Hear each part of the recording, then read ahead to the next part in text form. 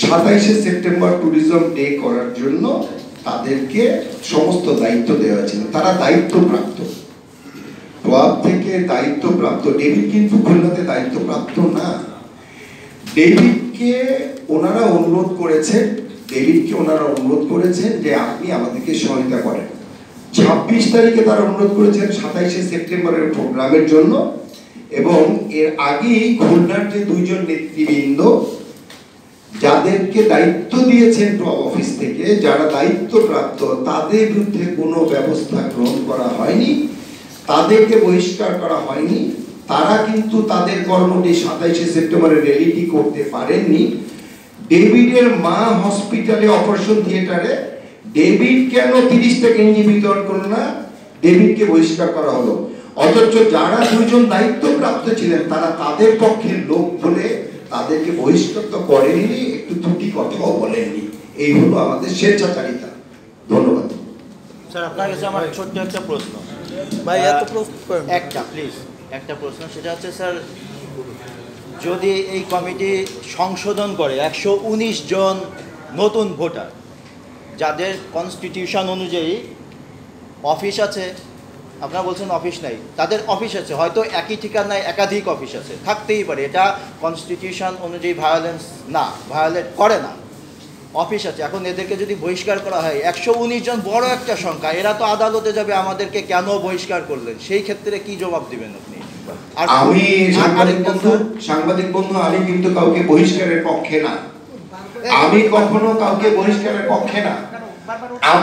আমি যখন director legal ছিলাম, আমি প্রত্যেকের অফিসে গিয়ে ভিজিট করে আমার কমিটির সঙ্গে ক্লাবের অন্যান্য মেম্বারদের নিয়ে একটা কমিটি করা হয়েছিল, সাধারণ মেম্বার আমার সঙ্গে ছিলেন, প্রত্যেকের অফিস ভিজিট করে তাদেরকে মেম্বারশিপ দেওয়া হয়েছিল।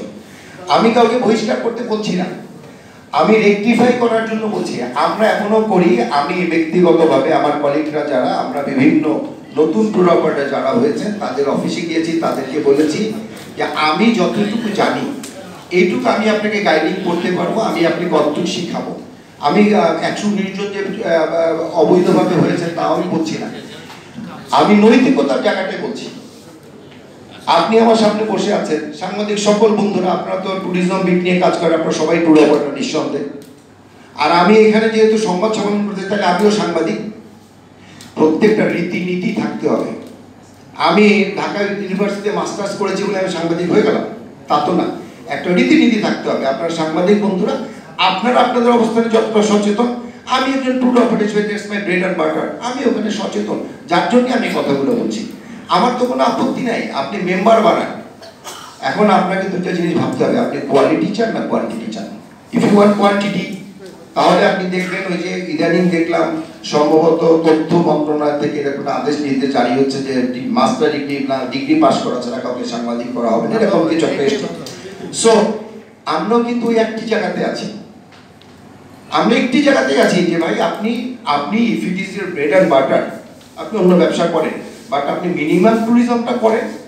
আপনি মিনিমাম ট্যুরিজমও করছেন না, খালি ভোট দেওয়ার জন্য, নলি খাওয়ার জন্য শুধু আপনি ট্যুরিজম সাইনবোর্ড করে নেবেন, তা তো হলো না ভাই। ধন্যবাদ। তাহলে ওই কোয়ালিটি করতে গেলে তো স্যার আপনার ভোটে আসতে হবে, নির্বাচনে যে আসতে হবে। We are not against any individual, we are against the system. অথবা যে সিস্টেমটা আছে সেটা আপনারা মেইনটেইন করেন, সবকিছু একটা কমপ্লায়েন্স থাকে সৌন্দর্য রক্ষার্থে, ওই কমপ্লায়েন্সটা মেইনটেইন করলেই হয়ে যায়, আমাদের চাওয়া বেশি না। সাংবাদিকভাবে ডিস্ট্রাকশন করে বলছি যে আপনার কথার ভিতর দিয়ে যে জিনিসটা বুঝলাম যে ওই কোয়ালিটি মেনটেন করার জন্য আমাকে ভোটে আসতে হবে, দ্যাট মিনস আমাকে হবে মেম্বার হতে হবে। যে আমার ভাই পাশে বসা মনির ভাই, উনি ট্যুরিজম শুরু করেছেন ধরেন 7-8 বছর আগে, মেম্বারের জন্য অ্যাপ্লিকেশন করছেন 3 বছর, এখন পর্যন্ত মেম্বার হতে পারেন। উনি কিন্তু ডোমেস্টিক ট্যুরিজমের সাথে আছেন, ইনবাউন্ডের সাথে আছেন, আউটবাউন্ডের সাথে আছেন। পপুল যাকে আমি আমার পেমেন্ট করেছে, স্লিপ দিতে পারবে ভাই, আপনি বন্ধ করেন।